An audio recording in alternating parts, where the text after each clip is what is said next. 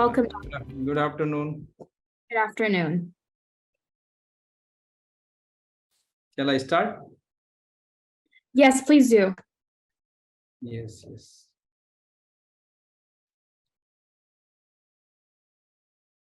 Can you see my screen? Yes, we can. Okay.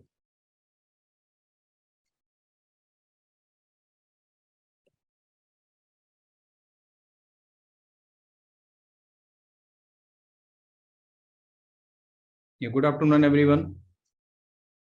I'm Dr. Kapil Agrawal from Mumbai, India. I would like to thank the organizer of this Dermatology, Cosmetology and Plastic Surgery webinar, international webinar, to giving me this opportunity to present my work.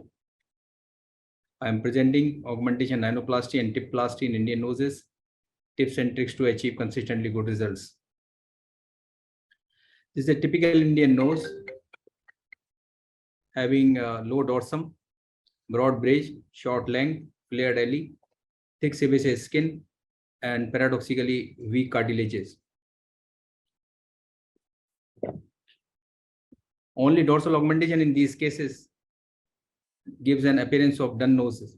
If you see here, the patient is having short nose, bulbous tip, and low dorsum. Only dorsal augmentation has been attempted in this case. Similarly, here the only dorsal augmentation attempted, and here also dorsal augmentation, which is excessive for her nose. So short nose, bulbous tip, only dorsal augmentation gives an appearance of dun nose. These short noses with the low dorsum, they need multi-dimensional augmentation. The most important dimension is lengthening of the nose in proportion to the face. And then the second one comes the tip projection. If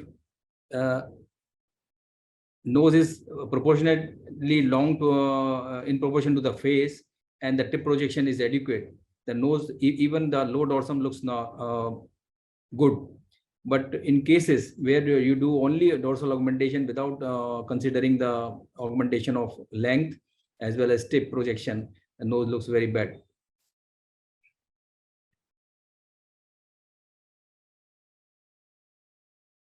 To augment these kind of thick skin noses, you need to have a strong structural support, for which we need cartilage graft, which is having strength as well as supply in abundance.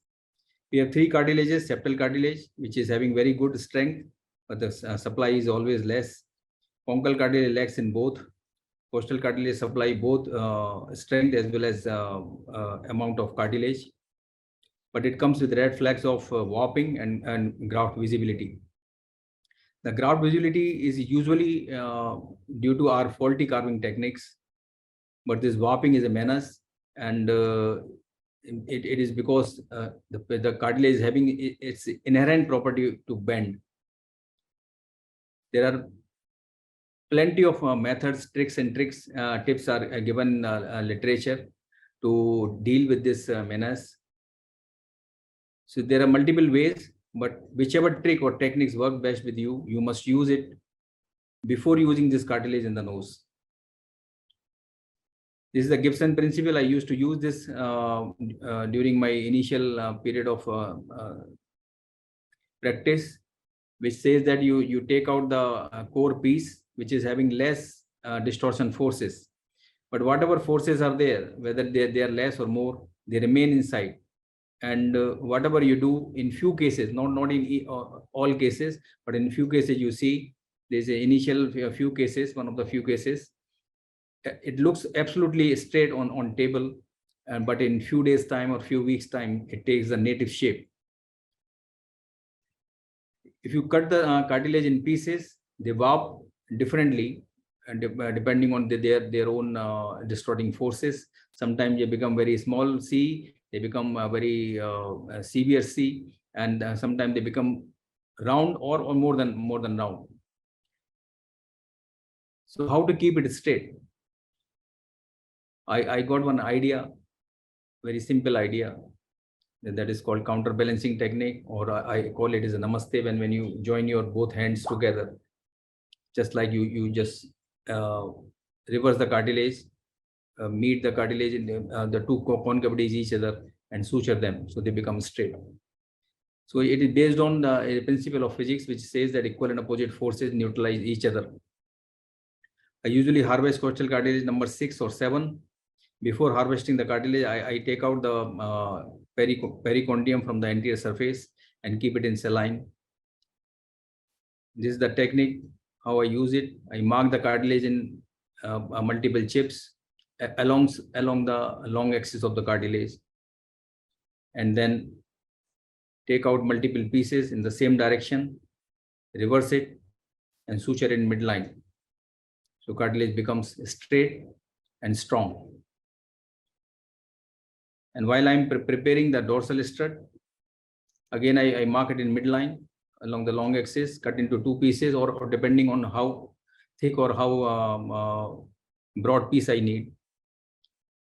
The suturing can be done either side to side, depending on the width I need, or as an stack when I need more thickness or more height of the dorsum. So this suture remain in the midline. They give me an opportunity to carve it without cutting the sutures. So I can carve it in desired shape without cutting the sutures. Then I wrap it with the pericondium. And to give it a rounded shape, I just fill 1 layer of dice cartilage. So it becomes like an auto, you can say the auto implant, autograft implant. It gives nice shape. This is the operative video. Midline, dividing into 2 equal pieces. Again, marked and dividing into 2 equal pieces.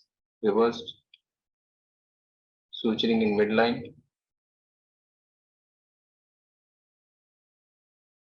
Carving it from all sides without cutting the sutures. Covering it with pericondial strip. Filling the dice cartilage in between the pericondium and cartilage sheet.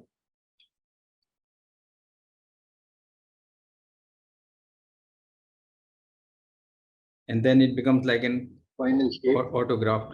like an autograft compact implant. Marking in. Before designing the graft, we must take the thickness of the skin, variable thickness of the skin in consideration. Here, if you see at the radix, the skin is thickest here because of the presence of the procerus muscle. And again, it becomes thicker here because of the presence of thick dermis here. But you see, the God has given a very nice anatomy inside. This dorsum is slanting down here in this radix area as well as in the supratip area to accommodate this thickness of the skin inside the nose. So we get a straight nose outside. So we just have to follow the same anatomy what the God has given us while we are carving the graft. If we take uniformly thick and uniformly wide graft, it gives bulging in the lateral areas as well as in the supratip areas. So we have to carve the graft both side slanting. So it accommodates the skin thickness inside the nose itself and gives nice straight result. To obliterate the dead space here, we can use this subcutaneous suture, which was described by Dr. Bowman-Guyron, to obliterate the dead space.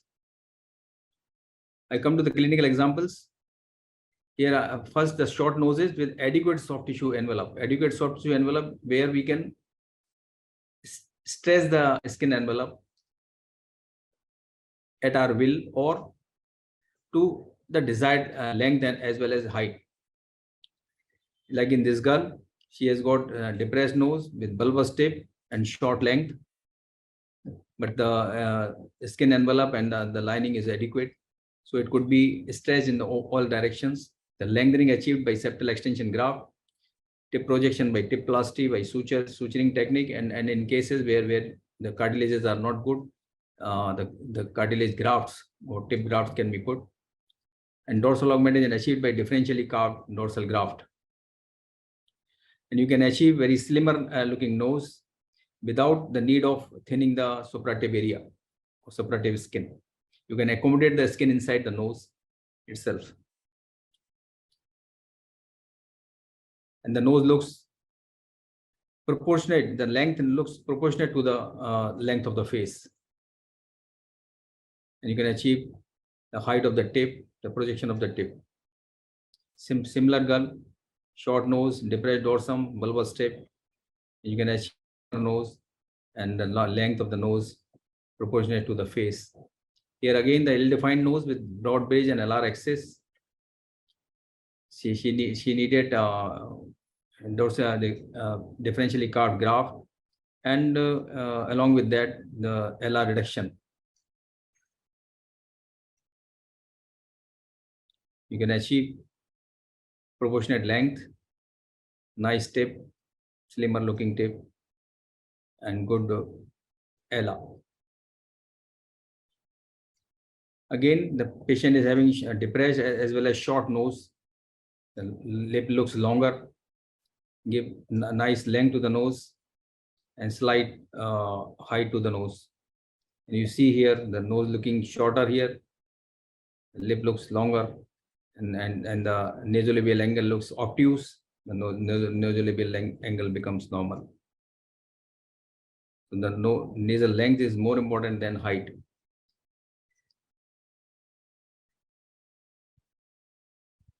We come to the second variety of the patients where you have short soft tissue envelope. This is a binder syndrome, secondary binder syndrome. Somebody has put Medpore implant. You can see here the screw is jetting here. Some implant was put inside. They remove the implant and focus mainly in two aspects. One is the length of the nose, and the second is the projection of the tip, and minimal dorsal augmentation done in this case to achieve nice lengthening of the columella, tip projection, and lengthening of the nose. In binders primary cases, in few cases you get very short nose, and the length is almost adequate to the face. In this patient, the length looks almost normal, slightly open angle is there.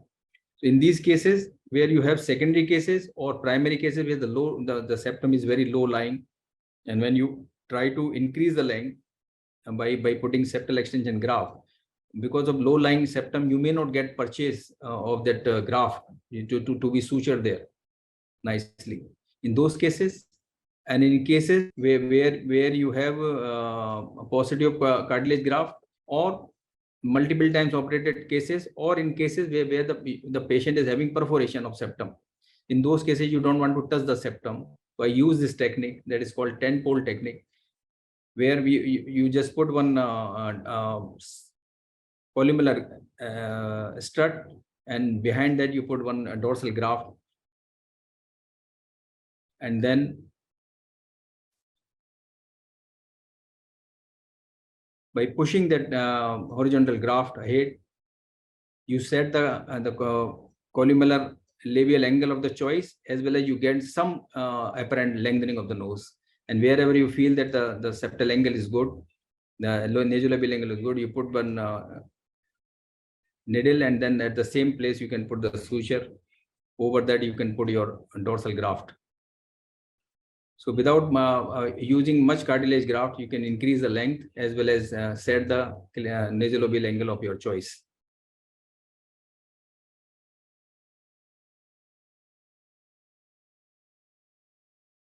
You can achieve the length, you can achieve nice nasolabial angle and the projection of the tip. Even in crooked short noses, where the patient has got functional crippling. So how to keep the septum straight after doing the septoplasty? You leave the L strut, but again the dorsal L, the dorsal part of the L, it remains crooked. So either you put two spreader grafts. Sometimes the cartilage from the septum itself, because it is covered, and you may not get adequate graft. So you use costal cartilage graft, and to keep it straight, again you use the counterbalancing technique. These two curved graft you put alongside the curved septum. When you suture it, they become straight and they keep the septum straight in midline. So the patient looks normal even after 2 years. And then after 4 years, the nose remains straight because the cartilage, the splinting of the cartilage, it keeps us septum straight. Similarly, here you can see the deviation. The same kind of technique is used, and patient looks absolutely normal in this text neck view. You see the deviation properly, and then the correction of the deviation is a straight line because the light falls on the dorsum and it takes the curvature of the septum. So if the septum is curved, it will take the light will fall over the curved septum, and it takes the same shape. Here this septum is straight and looks straight here. So you can audit the result also. Now come to the secondary noses. In secondary noses, when to operate, that is the biggest question. So most important examination or assessment is the quality of skin. Whether after 6 months or 1 year or 2 years, sometimes if the patient is not doing any massage or something, even after two years, the skin may remain very tough, and you may not be able to open it properly, or even if you open it, then you may not be able to stretch it to the desired length or height. So it's better to ask the patient to do proper massage, and when it becomes supple, then you operate. The secondary case, short length of the nose, bulbous tip, and depressed dorsum. In few cases where you find there are 2 layers of fat, one under the supra periosteum, and then the supra SMAS. So below SMAS and above SMAS, there are 2 layers of the fat. So when the below SMAS or over the periosteum, you can remove this part of the fat. Just inject one or 2 ml of saline there with very thin needle, so it becomes like a balloon, and without damaging the subcutaneous plexus, subdermal plexus of the vessel, you can remove this fat. So you can reduce some, but there is no need of doing dermal thinning here. Only fat can be removed, and you can get very nice, long and slimmer nose.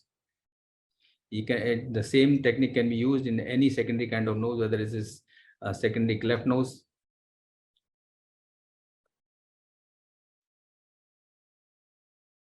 And this case I've kept here just to have then emphasis on the preparation of the skin before doing the secondary surgery. This patient reported to us with this torn nose. She got some accident on the bike and got this nose torn in the pieces. We sutured it properly, and after 15 days she came to me and they started crying that please give me my nose back. And you can see here the nose was rocky hard. I asked her to do massage, and in 10 months time she came with this kind of skin, so she could pinch this or lift the skin from all sides. So I could increase the length, I could give good projection to the tape, and nice lengthening of the nose and height. Everything could be achieved, and those scars also became very nice. I come to the conclusion. The length of the nose and tip projection must be given priority in short and depressed noses. When skin envelope has limited stretchability, better to compromise on height of dorsum rather than length and tip projection. Because once you give the nice tip projection as well as length, sometimes if patient complains of having slightly low dorsum, without opening the nose, you can increase the height of the dorsum by injecting some fat or filler or anything which is a liquid kind of thing. So without opening, but once the length is short, you have to open the length of the nose, and then you can increase the length. And the thickness of supratip skin, you know that it cannot be reduced at will. You may lose the blood supply and may become the skin becomes black or necrosed. So it should not be done in these cases. Only fat can be removed, and you try to adjust the skin thickness inside the nose itself, what the God has given us. And same kind of dorsal stud you prepare with slanting on both sides, and then take the subdermal suture to keep the dead space obliterated. And secondly, you know that the quality of skin matters, nothing else. And everything can be provided once the skin and the lining is supple. These are my articles for further reading. Thank you very much. Thank you very much, Dr. Kapil. That was an excellent presentation, and I hope the participants learned and benefited by sharing your very insightful work. Does anyone have any questions?